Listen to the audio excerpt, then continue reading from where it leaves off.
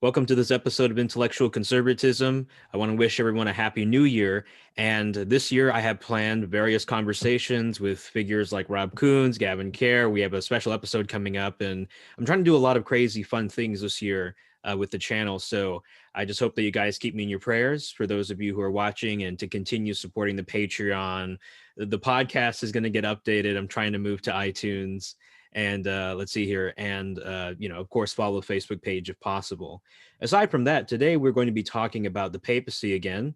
And this time I have Jack Napier, that's his name on Facebook. And Jack is going to share some of his questions and his current position on the matter. And Jack, you are also Catholic, correct? Yes, All I right. call myself that. All right, cool. So Jack, how about you introduce yourself and just help us understand, where you're coming from and why you wanted to reach out to me to talk about the papacy. All right. Well, on Facebook, I'm Jack Napier, and as I just found out, I'm kind of a header for these intellectual titans that you have coming on a bit later in the year. So no pressure there, right? and and basically, I was born, into the Catholic faith. Both my parents were Catholic. I went through the communion and confirmation processes, and I walked out of there knowing that I had no idea what I believed. So I didn't have any bad experiences going through any of that or anything else. Just, I was looking for something that I could call intellectually justifiable. So I spent a good number of years as an agnostic, maybe an agnostic deist if you pushed me. But for the most part, I'm like, if somebody was to ask me in high school, what are you? And I'd be like, I don't know. There's this vague, undefined sense of something beyond myself, and that's really about as far as I could go. So eventually one day, I forget how it happened, but I stumbled upon, I believe it was a Frank Turek video, and that led into all kinds of various investigations into apologetics. And I found out there are people that do this for a living. They defend religious claims for a living, and I'm like, that's interesting. So that was about somewhere between 2011 and 2013. It's now the very beginning of 2021, and I have fallen deep down the rabbit hole, and I'm quite intrigued so far. Um, I Throughout that entire process, I went from agnostic deism, I suppose, to uh, general theism, to non-denominational Christianity, finally to where I am now. I would call myself a Catholic. I came back to what I was raised in. I would say I definitely have some Orthodox sympathies, but for the most part, I admit much like many, many, many other people in this country who were brought up religiously, I didn't really know a whole lot about what my faith was. So I was lucky enough to find a mentor and a personal friend. Maybe you actually know him. Kevin Rice on Facebook. Does that ring a bell at all? Yeah. Mm-hmm. Yeah. We actually live about 25 minutes away from each other. Lo That's and behold. cool. So yeah, right. And so lo and behold, a deep semi-traditional Catholic with a master's degree in philosophy. All right, fine. That's probably pretty good for an introduction for everything I didn't get when I was going through catechism. Do they call it Yeah. when you're preparing to make your confirmation? Catechesis. Yeah. Okay, all right.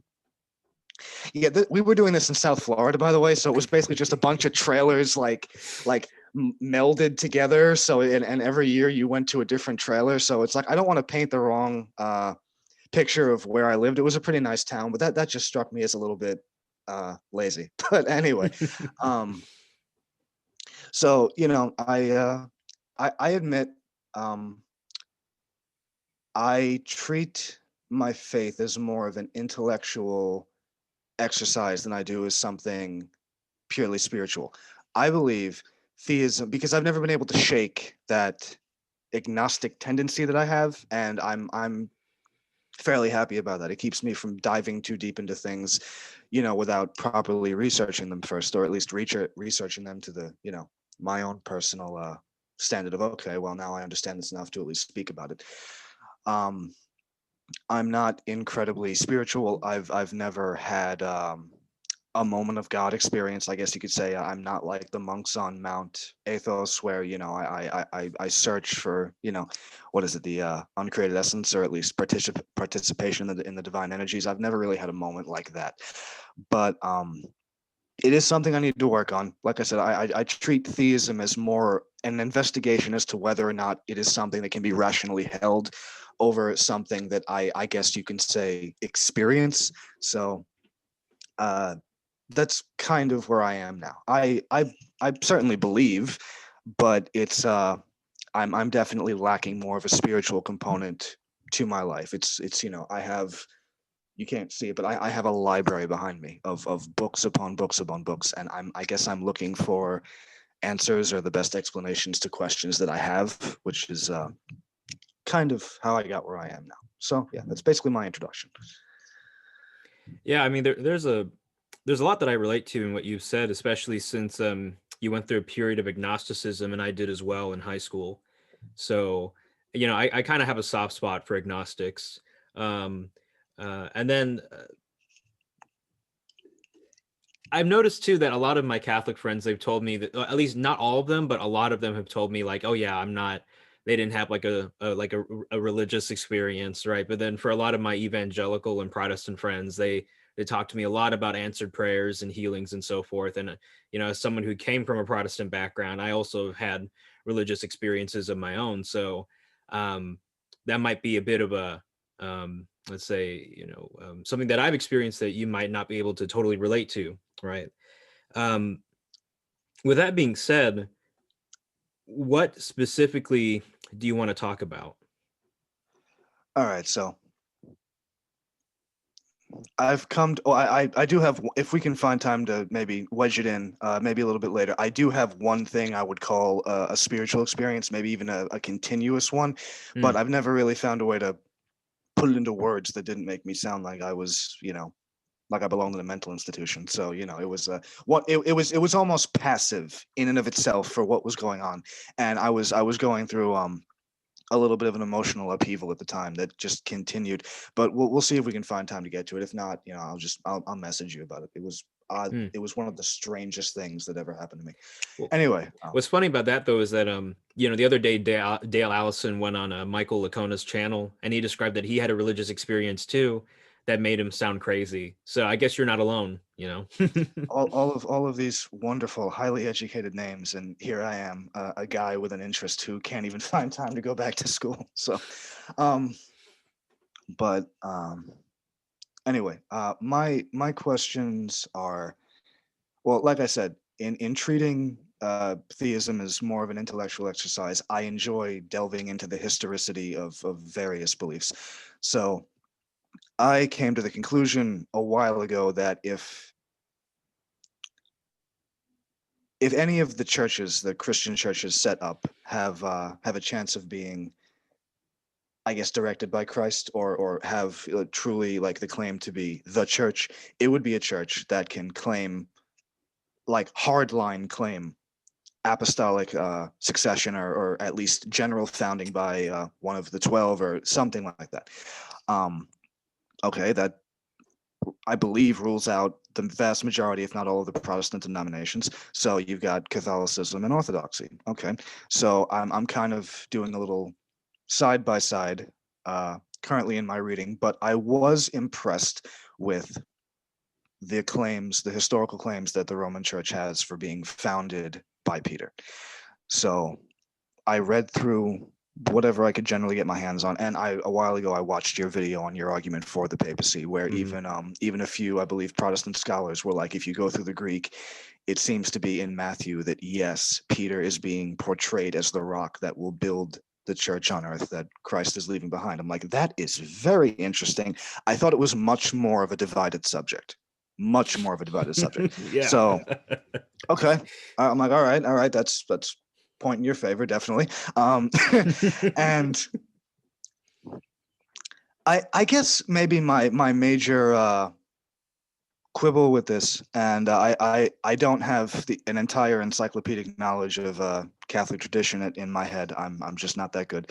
So I can understand how biblically and even throughout the patristics, throughout the some of the earliest church fathers, like some of the earliest church fathers, Rome seems to have a certain primacy about it. Maybe not technically Roman supremacy, but like Roman primacy, like, because I believe the church in Rome was founded by both Peter and Paul. Is that correct?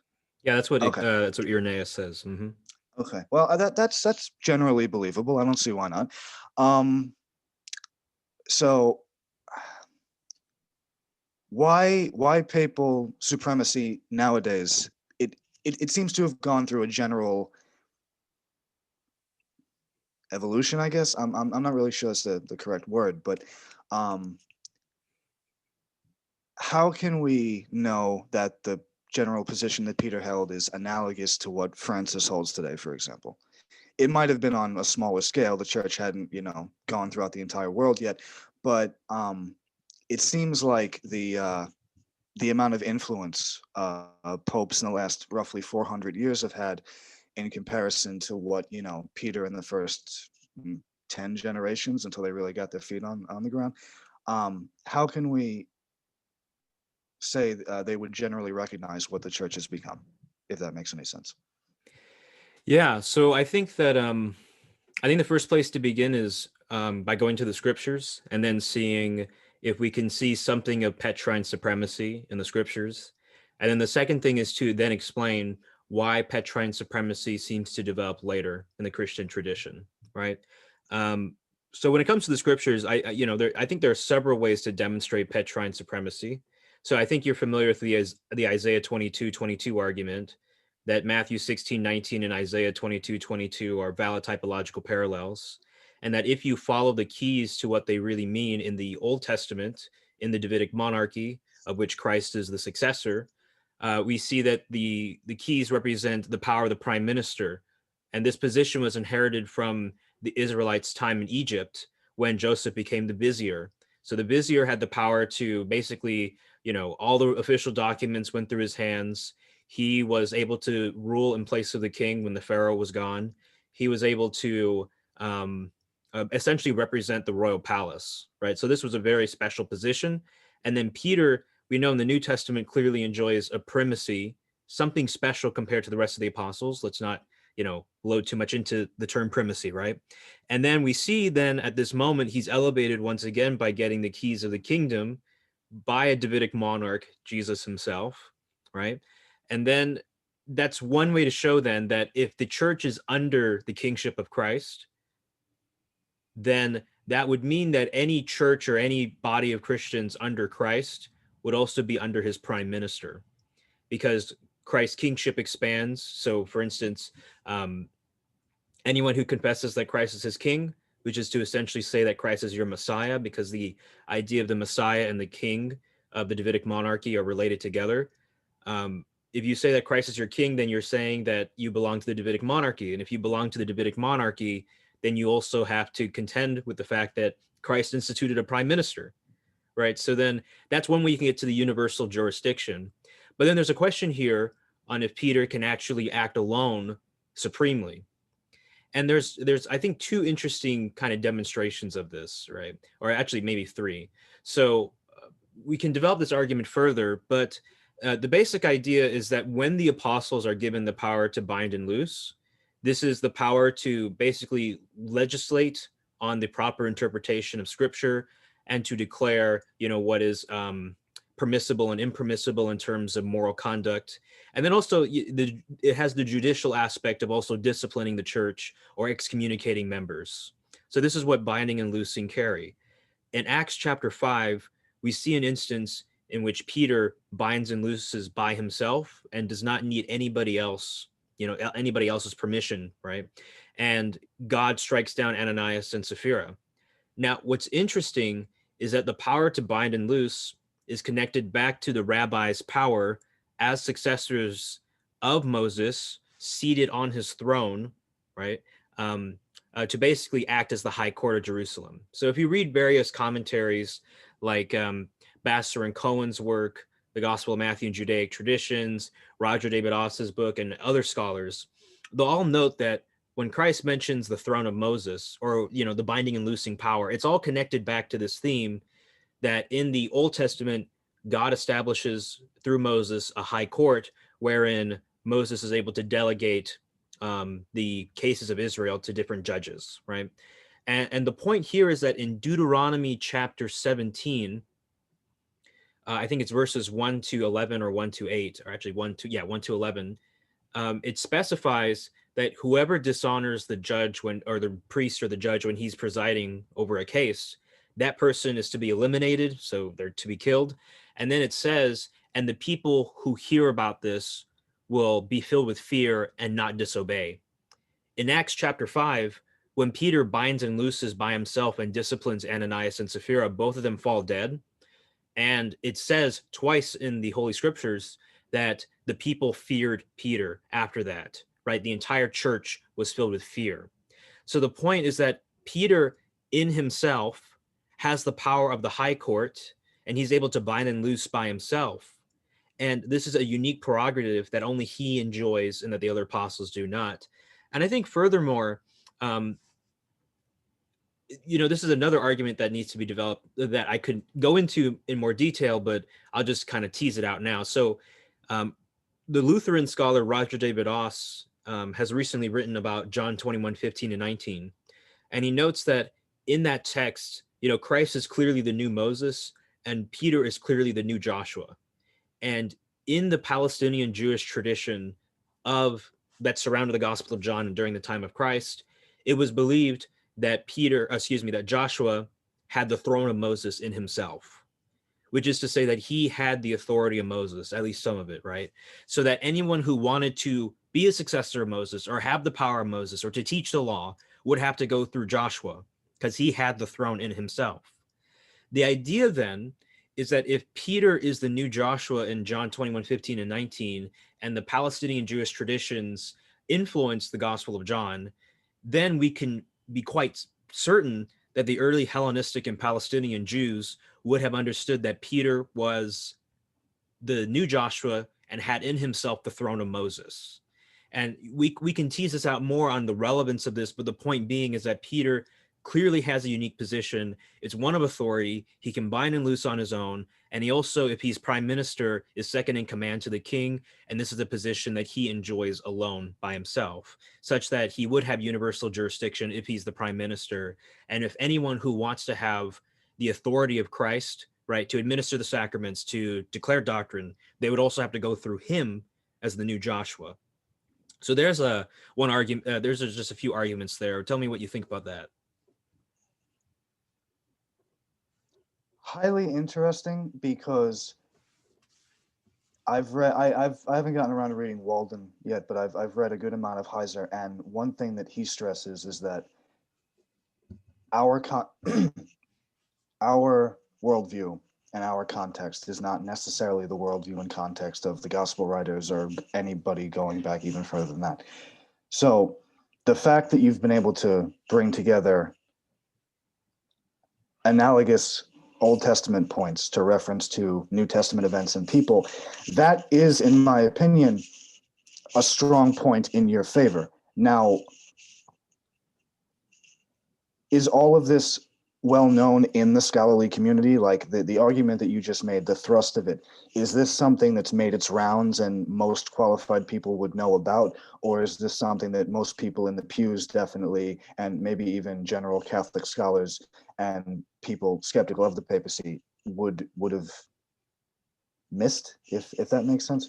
With respect to the keys to the kingdom and the Isaiah 22:22 connection, that's pretty well known. So Patrick Gray, in his 2017 book on the Rutledge Companion to the New Testament, he notes that most scholars now agree that this is a valid typological parallel, as does, let's see here, Craig L. Blomberg in the New Testament use of the Old Testament. He says it can be almost certain that the two are typological parallels.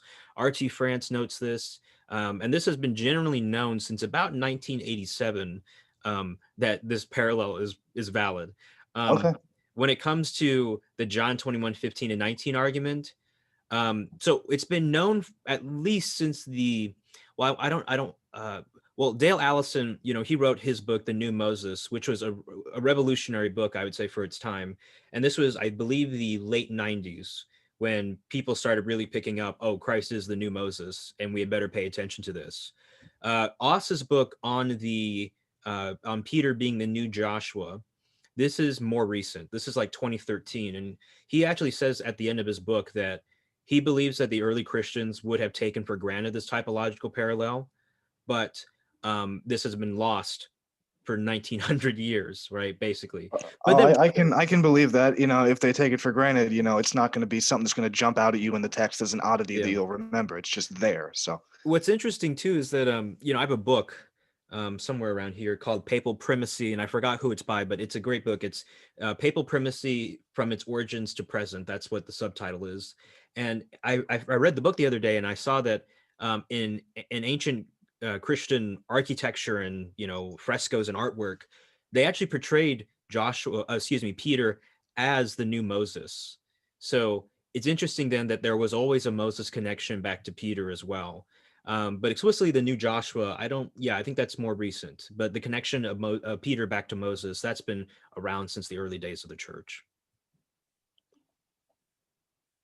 wow. I admit a good amount of this is definitely new information. And this isn't these typological parallels. We can't link this to anyone other than Peter, right? None of the other 12 seem to have this exalted position. Well, okay, so there's one instance where Joshua and the apostle John do have a connection. So in the Peteret Moshe, which is the midrash on the death of Moses, it's gone through various iterations throughout Jewish history, but there's a particular passage where Moses entrusts his mother to Joshua, and he says, and you will have no other son, right? And he says, like, basically, behold your mother, right? Mm-hmm. And then in the New Testament, we see, I believe in John chapter 19, when Christ is dying on the cross, he entrusts his mother to John. And in that moment, then John appears to be clearly a parallel to Joshua, right? But it's interesting to note that this is the only way in which John and Joshua are connected, whereas whereas Peter and Joshua are connected in terms of authority and succession to Moses. So that there's a way to break the symmetry to some extent and make at least Peter's typological parallel or connection back to Joshua still unique.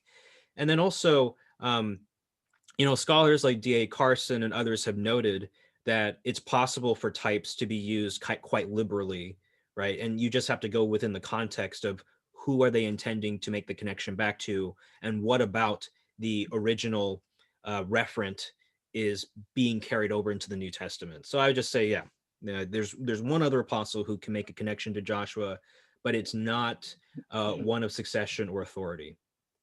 Okay. I suppose my next question on that topic would be the early church, like the very, very early church, like Acts and forward, I suppose. By the way, if you can hear any background banging, I apologize. That's the people upstairs. They have a very rambunctious 1.5-year-old son. Oh. Yeah, very heavy feet. Do you think that Peter and his successors in the first, let's say, pre-Constantine era, Yeah. Mm-hmm. do you think they would have thought of themselves as, well, Francis does now, for example? That the Vatican wasn't built until I'm sorry. There are parts of this where I'm woefully historically ignorant. I don't know exactly when the Vatican was built. I think it was a few hundred years into the Catholic faith. Rome was not always the capital of the church. Is that true? Or Well, in terms of being the capital of the faith, some people would say perhaps Jerusalem was the okay, capital of the faith originally. Others, and then when it comes to the Vatican, so like St. Peter's Basilica, that's I think medieval, but then there was a smaller basilica where the church originally was in Rome. okay. So yeah. All right. But now, like I said, the pre-Constantine popes, of which thankfully there is, a surviving list. Would they have thought of themselves generally in the way that you've described them with these typological parallels? Do you believe, as that would just go down the line of succession? I honestly think that they would have acknowledged that they had a special position as being successors of Peter, but I don't think they would have thought that they could have done things totally on their own. that is a later development. Okay. I'm sorry, was it Vatican I that really nailed down papal supremacy? Yeah, Vatican One. Okay, all right. And that was what, in the late Is that, 1800s? yeah, yeah, yeah. Okay. All right. Um Hypothetically, I've been watching too much Jay Dyer. Hypothetically, if because I believe before and after the schism, um, the Pope was still referred to as I, the Pope of Rome or the Bishop of Rome or something analogous to the Patriarch of Rome, something along those lines. Orthodox scholars, at least the few that I've taken a look at, they will admit to a kind of papal primacy and general succession. Like, okay, yes, Pope Francis, we do not acknowledge Francis as our Pope, but we do acknowledge that he is the successor of Peter, who was in Rome. You know, it's not a total like throw the baby out with the bathwater thing. They historically wouldn't necessarily deny papal primacy, but maybe perhaps not, you know, papal supremacy, as you've laid out that there is a good case for the prime minister. Um, Hypothetically, could something like Vatican I be walked back to the point where the Pope would not necessarily have to coin Monty Python's supreme executive power? Does that make sense? I'm curious if something like that, you know, hypothetically could be done to bring it, I suppose, more in line with what the Orthodox believe it to be, because I've read very recently that Francis um, is in very hopeful talks of reunion with the Orthodox faith, and you know it's been about 1,000 years. A little bit of change would be nice. So I'm curious how much the Catholic Church could edit itself internally and still call itself the Catholic Church. Does that make sense? Yeah, I mean, so there's no way of walking back on Vatican One now. You know, we said it, and so that's part of the identity of the church. And um, I guess it'll be worth talking about then the history of the development of the papal office, right? So, in that same book that I was talking about, papal primacy, I think the author divides it into five different developments, but basically, the the office of the pope becomes very significant as bishops begin to disagree, and as the number of bishops continues to increase, as the church gets larger, and then as the east and west grow more divergent in their traditions, there is this question then, because the early church was so concerned about the unity of the faith and the unity of the creed and so forth, that they wanted, that they would often talk about, hey, go to Constantinople, go to Italy, go to Alexandria, right? These churches that clearly had an apostolic connection.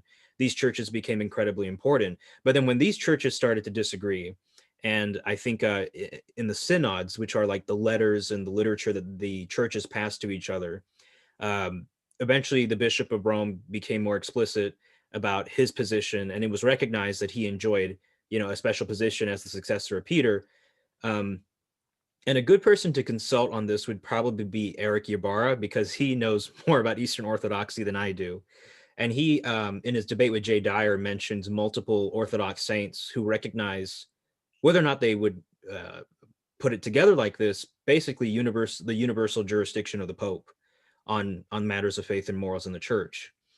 Um, How far back does this go? To what point can we say this goes back? What is the earliest general yeah, attestation? I think that Ybarra goes all the way back to, I believe it's the Council of Nicaea, right, in the fourth century. So I think that's still post Constantine, or under his reign. So then, yeah, yeah. So the stuff earlier than that, it acknowledges that the Pope has a special position, a special primacy. I don't think universal jurisdiction is necessarily strongly stated, right? But then as the councils start forming, and as more letters start being passed, and as more doctrine is being dispensed, and more authority and controversy rumbles the church, that's when things start kicking off. Logical. All right. I understand that, you know, it would be utterly fantastic if, Clement's letter was an extra 35 pages clarifying everything we ever would have wanted to know from the earliest times up until now. Like, yes, this is all concrete right now, right here. Sadly, we don't really have that. Uh, I'm trying to think. I don't like I said, I don't have an encyclopedic knowledge of all this stuff whatsoever. But wasn't um wasn't there a very, very early church father, like beginning of the second century, who emphasized Rome? What was his name? Talk about Ignatius. Yeah, that would be it. Yeah. Yeah, so Ignatius, in his letter to the Romans, he says something like the Rome is full of something of like love and and kindness or whatever. Um, and he only has very nice things to say about the church in Rome, although he doesn't name explicitly a bishop or any deacons or presbyters. Would assuming I believe his letters are generally dated about what 105, give or take a couple of years, 105 to 107. Well, so he wrote so he was martyred around AD 130 to 140, and his let's see here, uh his letter to Rome is on his way to his death in the Okay. amphitheater to Rome, so that would probably be dated around maybe 130 to 140. Yeah, because Okay. he's at his whole letter to the Romans is him asking for permission to die. Man, they lived hard. Yeah, yeah. Um, It's a sad but beautiful letter, really. Yeah. he I'm sorry to rabbit trail a bit here and there, but I'm curious. He was said to have known John, right? Um, oh, let's see here.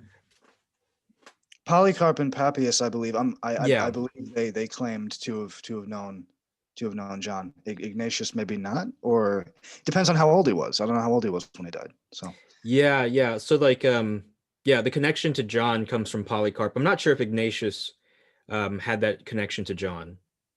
Yeah. okay, all right. I'm not even sure who I would ask about that, but all right. I Mhm. was curious Just about go that. just go on Google, and then Fair, yeah, I right. haven't Oh yeah, studied, right. yeah. Okay. Um, and correct me if I'm wrong, but the general dating of Clement's first letter um, would have been penned probably, assuming you go with the 90s date. There's also some pretty strong pushback that belongs pre-70. There's even a whole book on that, which I think is very good. Um, either dating, John would have still been alive, right? According to tradition, Yeah, that's John. right. Okay, all right. Somebody actually brought up the point in a conversation that I was having that um, a hint towards the Rome being the head office, even at that point, might have been that, well, John himself was still alive. Peter and Paul weren't. If there was going to be trouble in the church, go ask John. No, no, Clement in Rome, presumably acting as Pope at that time, if not some sort of official office. He dispensed an authoritative letter to settle things down. So people brought that up as saying Rome already had its guns out and could, direct things. So I found that to be quite interesting. Um, I'm trying to think of any more pressing questions. You've given me half of a library to go and buy anyway. So Yeah.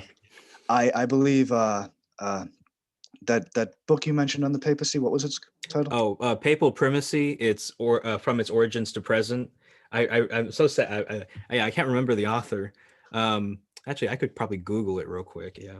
I have that book, and Kevin currently has it borrowed. So when you listen to this later, Kevin, I would like my book back. Thank you. Nice. Um, Yeah, it's by Klaus Schatz. That's his name. okay, all right. I'll get my hands on that again, hopefully soon, and I'll read through that. And don't you have something coming out? Well, so I'm working on a paper right now in defense of the papacy, responding to Jerry Walls's 4 objections to the office. And then I'm hoping to go on Reason in Theology with Eric Ybarra and friends soon. I'm very much looking forward to that.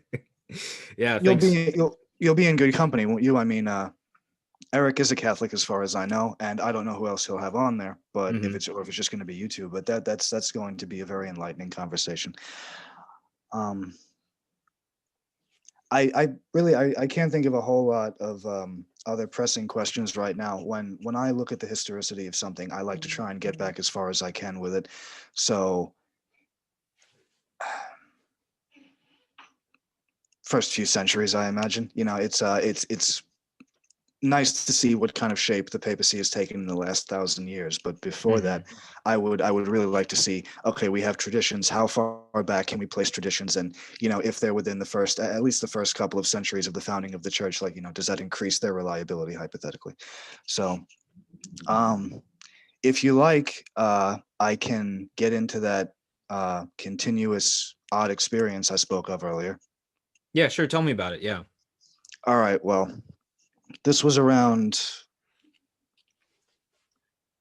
2013, 2014.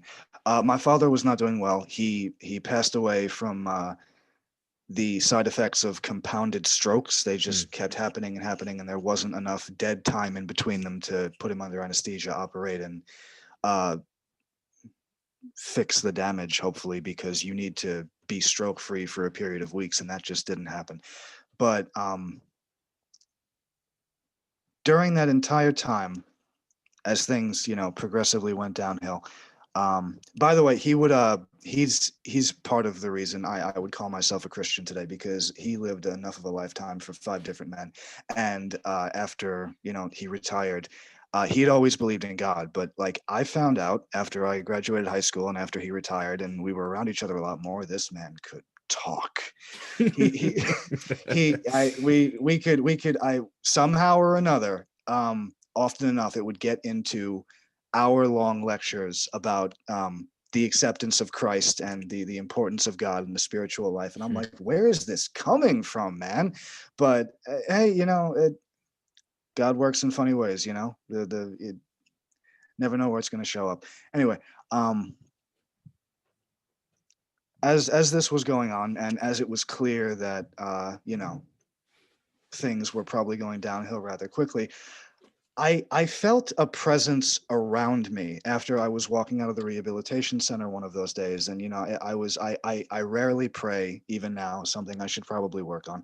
But every time I would walk out of there, I would do the sign of the cross, and I would pray. And I'm like, if you're listening, I'm not asking you to do anything. If it's going to be his time, it's going to be his time. But just can I have a little bit of self assurance here? Because he had his cross next to him. He had his somebody brought him a saint medallion. I forget which one it was, but and I felt this odd presence behind my right shoulder, and it was something other. It was like something was hovering over me, and it was in that general spot, and it wouldn't go away no matter what I did.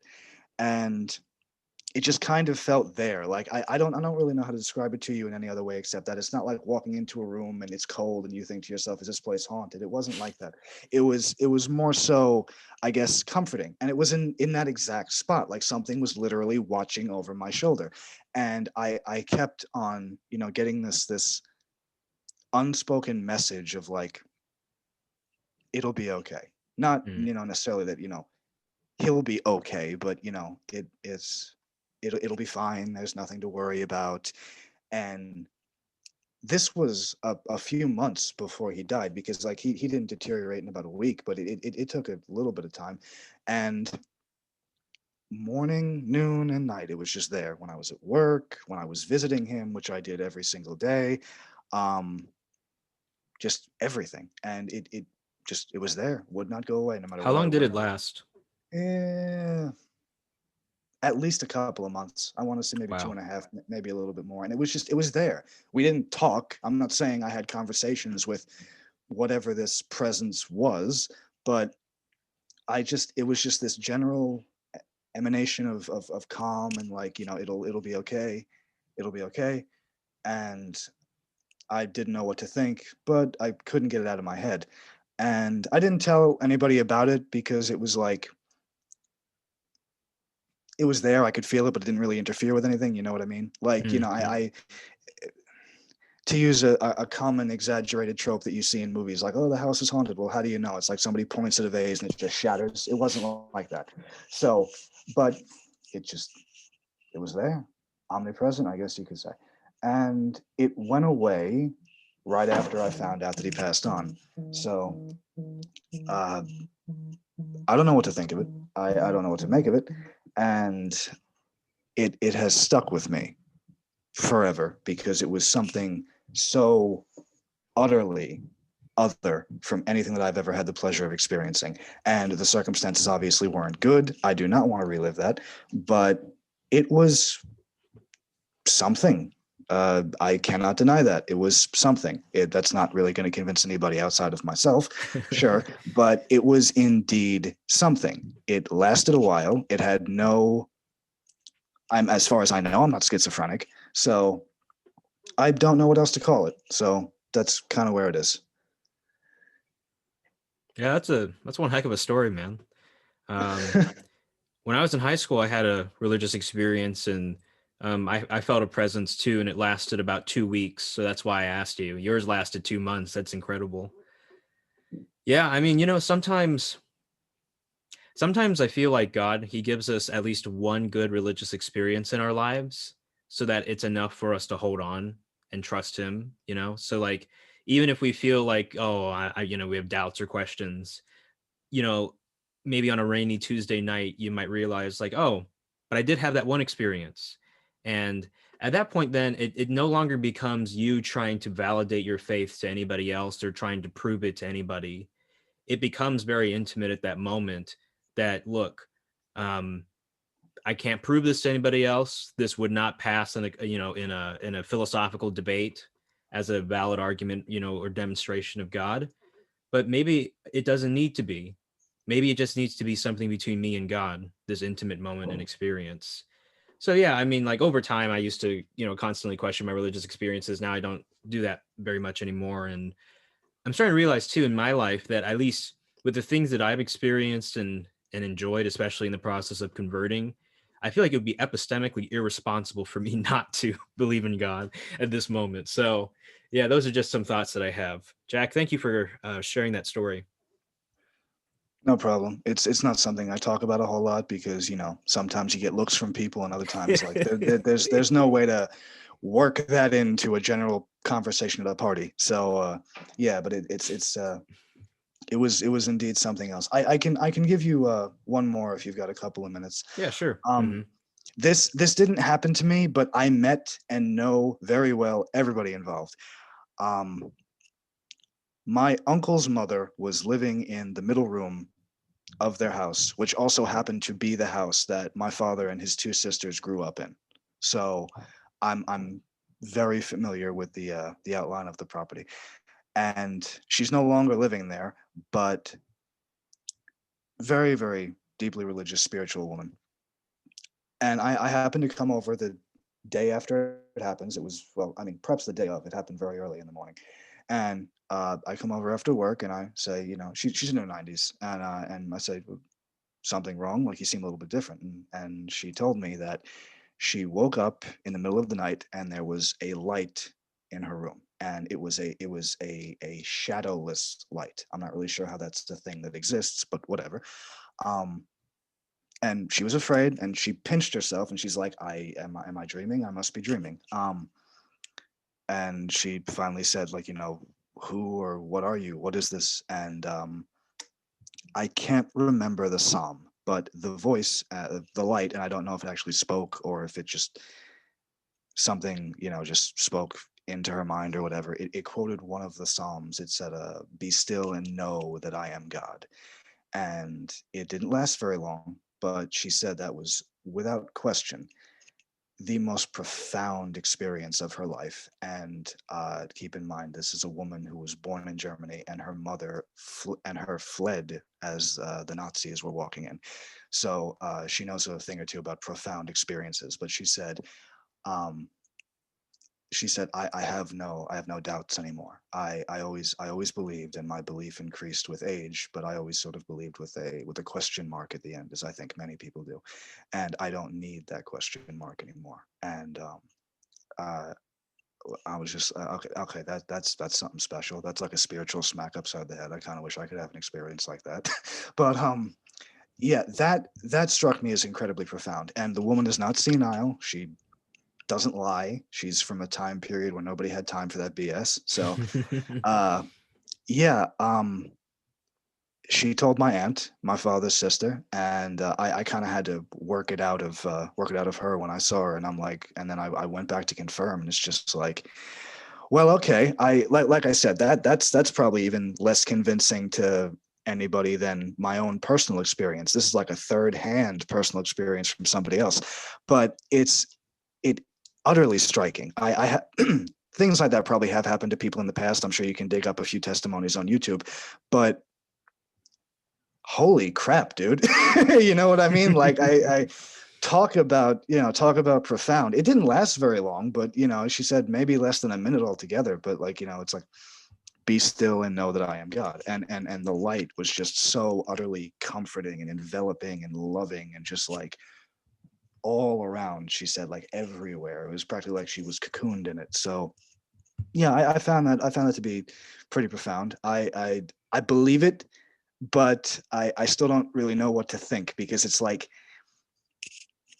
we live in a world of concrete and iron and cement and just pure physical rough everything. You know what I'm talking about, right? Hmm. Like it's the things that we used to be afraid of around the edge of the campfire or in the forest. Those we threw those away once we learned how to develop parking lots and build skyscrapers. And like we forgot the things that we used to know and the things that we used to fear, because we thought either we outgrew them or they were never there to begin with.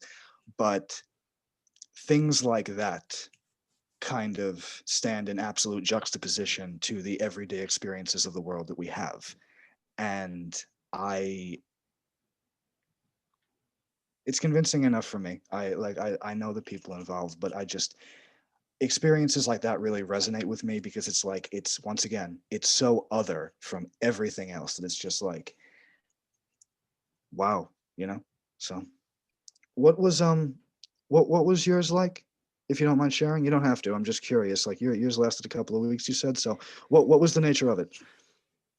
Yeah, so this was in high school, and um basically like I rededicated my life to Christ, and I remembered that I just was filled with this incredible intense peace and love and happiness. It was pure. And um I would wake up with it, and it would still be just as intense as it was the night that I rededicated my life to Christ. I'd go throughout the entire school day and be in class, and maybe I'd be bored or tired, but I'd still feel this intense love. And then I'd go to sleep and I'd still feel this intense love. And then I'd wake up, and then I'd go through the school hallways, and I just kept on feeling it at the same intensity for about 2 weeks, and then it faded away about 2 weeks later. And then um I was stunned. Yeah. That's common. I'm not saying that to knock whatever you've been through, but that seems to be a relatively common experience after people will say, I think it was do you remember Nabil Qureshi? Yeah, Nabil. Hmm. Yeah, he I read his book, Seeking Allah, Finding Jesus, and he said, after he dedicated his life to Christ, it was like, colors popped more, things smelled better, everything Hmm. looked brighter. It just, the world shifted metaphysically a bit, and things just, boom. It was like switching from PS2 to PS5. So, Nice one. right, it's just, I figured I'd toss in something everybody can understand with that one. But Hmm. yeah, no, it was that seems to be a very common abstinence when people end up doing that. The feeling obviously doesn't last forever, but it seems like even if that metaphysical high that you went through for 2 weeks isn't really there in its fullness anymore, you still have that passion within yourself. So Yeah. Hmm. Hmm. Yeah, well, Jack, thank you for coming on to the show today. I really enjoyed this conversation. It's a lot lighter than the other conversations that I've had on this channel. Some of them just are very metaphysically intense, and I have to watch them later to grasp them again. But this was a very nice, personal, and I think enjoyable conversation. So, Jack, thank you so much. No problem. Yeah, we're not going through how Aristotelian philosophy finds analogous points with quantum field theory and how I love that episode so much. I have his book. I actually went on a video chat with that guy once with a couple of other people. Oh, yeah. Kevin came too. He's a very calm speaker, but like, dude, if he's right, you know what I mean? Like, if he's right about this, if he can prove that you can um if you can derive the pillars of quantum field theory out of Aristotelian philosophy and then vice versa, it's Hmm. like people need to sit down and talk about this, because like this is opening up a gateway Hmm. that people have been looking for God knows how long. And I watched one of Rob Kuhn's presentations just a couple of days ago at work, and he was hitting on all of the same points generally, but it's nice to see a physicist talking about, Aristotelian Thomistic philosophy more so than it would be watching a Aristotelian Thomist Yeah, philosopher yeah. speak about physics. So, but yeah, I hope you can get that guy on again. Absolutely, Dr. Nigel Kundi, was it? Yep. Hmm. And oh my God, like this guy, dude, write a paper, write a peer-reviewed paper and just blow somebody's head off. You know what I mean? Like, it's crazy. I mean, you can throw all the philosophical arguments at a wall and see which one of them stick. Like, don't get me wrong, it's a tremendous intellectual tradition that the Catholic faith has, and I think rigorous philosophical argumentation can definitely lead you to a point where you can say, okay, fine, theism is it is not the poor man's intellectual tradition. This is Yeah. something we can believe, because you can use human reason to get to at least a verifiable conclusion. But something like that, okay, like work needs to be done in my opinion, because wow. Have you read that book, by the way? Do you have it? Have you read I it? have it. Yeah, I have not read it. I mean, I've skimmed a few chapters on like on the relevant things that I'm interested in, but I have not finished it. No. Hmm. I've gone through the majority of it myself. I skipped his chapter on ethics, not because it wasn't interesting, That's but the because that's the chapter that I read because ethics is my field of study. So I know nothing about it. Is it worth it? It's 100 pages. It's a small book inside of a book, but is it worth going through? I mean, yeah, I it's very nice, and I love the way that he like has like definition and then Right, proof or demonstration. It's very right. very nice.